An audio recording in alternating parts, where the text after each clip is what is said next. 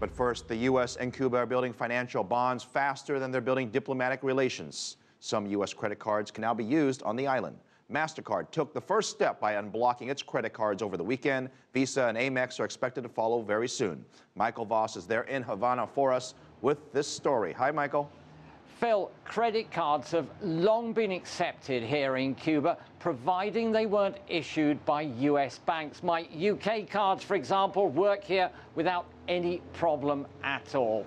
This latest easing of restrictions by the Obama administration should make allow US visitors to be more flexible while they're here, and at the same time boost some sections of the Cuban economy. The tourist ban still stands, but increasing numbers of Americans are visiting Cuba following the recent diplomatic breakthrough. This large agricultural delegation arrived over the weekend. Most of these trips are paid for in advance, but now some visitors can use their US credit cards as well. I think it's a very positive move. Not everyone who comes here has enough cash for everything they want. In the case of Americans, this will allow them to buy more expensive things. Among the first to benefit could be the cigar shops.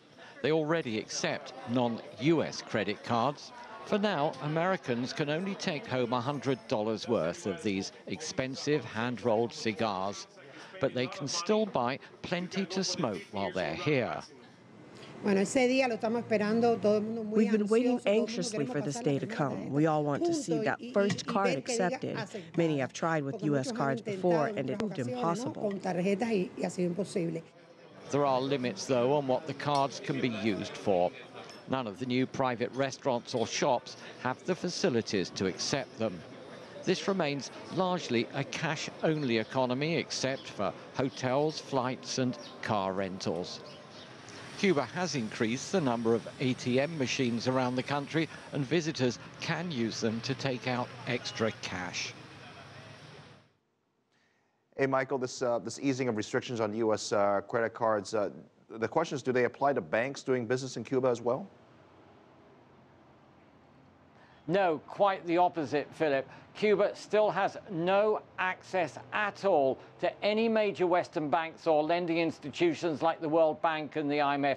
That's because it remains on the US list of state sponsors of terrorism, which carries very stringent sanctions. For example, in the last few years, a whole range of foreign and US banks have been fined hundreds of millions and in some cases billions of dollars for doing business with Cuba. This issue of taking Cuba off the list of state sponsors of terrorism is one of the major discussion points currently underway in this talk about renewing diplomatic relations and reopening embassies. Well, I want to get to that as well. The second round negotiations have begun to take place in Washington. I guess the question is, are they any closer now to getting those relations restored? Well, certainly they described this second round of talks in Washington last week as productive and encouraging. Both sides have clearly laid down their positions for reopening it. Everybody now knows what needs to be done, what they need to work towards. The US wants assurances that there won't be limits on the number of diplomats and that they can travel around the country. This issue of state sponsors of terrorism is one of the key issues for the Cubans. I think there is a degree of urgency here, in as much as in April there is the Summit of the Americas in Panama, which for the first time Cuba and President Raul Castro will attend. I think both sides would like to show that they really have made progress so that they could use this summit to showcase some of the advances they've made in restoring diplomatic relations. That's a good point, Michael. At least they can both agree on that. Thank you very much.